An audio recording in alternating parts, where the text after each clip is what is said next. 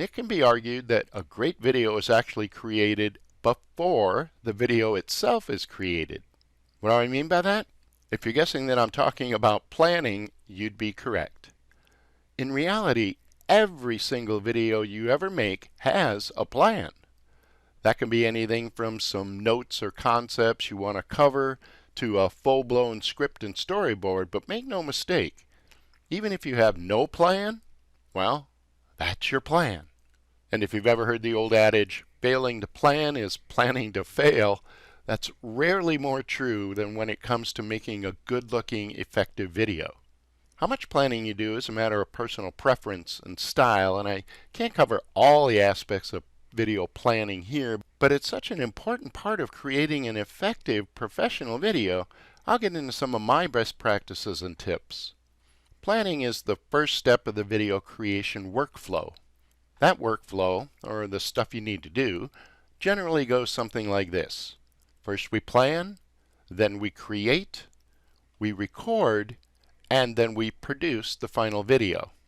How smoothly all that goes and what kind of results we end up with are largely decided in the planning stage before we even open up PowerPoint. So let's start off with some fundamentals. What's the end goal of the video? Now, of course, not every video you make will have a specific purpose, but if it's for your business, you'll do yourself a huge favor by knowing what that purpose is before you begin. Is it to persuade or convince, educate or inform, establish credibility, trust, and rapport, encourage someone to click a link or visit a website, fill in an opt-in form, or press a buy button? Starting with the end in mind lets us create the clearest path our content needs to take to get our viewers there, and helps make sure there's the greatest likelihood that they'll take the desired action we want them to. So deciding what we want the video to accomplish is job one. The hook. Another major element to a good plan is called the hook. This is the content that makes up the first 5 to 10 seconds of the video. You want this very prime video real estate to grab your viewers' attention and provide a very compelling reason for them to keep watching. Why? Because a video that doesn't actually, get watched never has the opportunity to provide that desired end result. The second reason a good hook is so important is something you can probably guess. People online today, you, me, everybody, have the attention span of a gnat. So let's get the first mistake I see lots of folks make out of the way.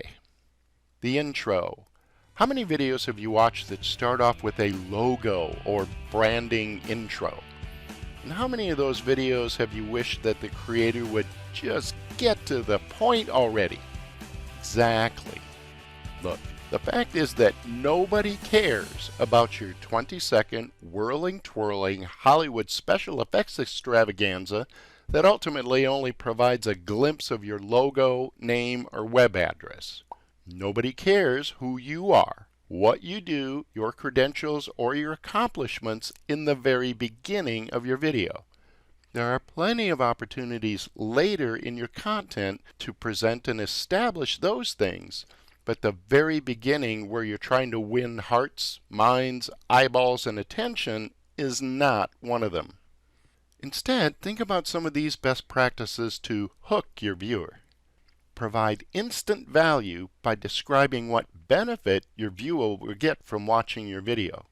A lot of times, I'll actually begin a video with something like, in this video, you're going to learn, or I'm going to show you. Something that instantly tells them what to expect, and I also try to add a statement that entices them with the actual benefit they'll get, the reason why part of the hook. I usually do this even before I introduce myself because, as it turns out, people are more interested in the content and what's in it for them than they are in me. Well, go figure.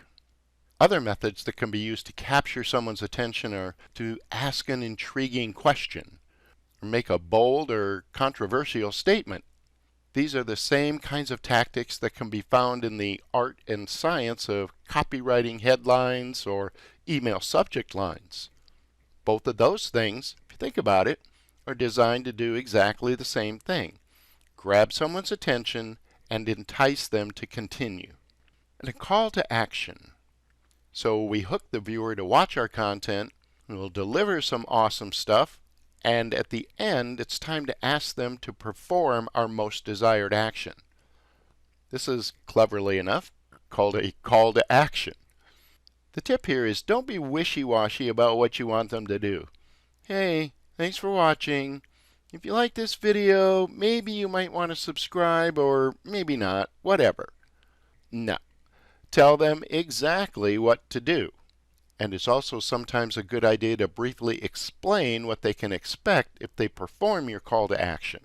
Something better might be, thanks for watching, and if you enjoyed this video, be sure to click the link below right now and sign up for our newsletter. Then click the link in the confirmation email that is currently heading to your inbox. You can expect to get lots more great content from us and no spam. We hate that too. You get the idea.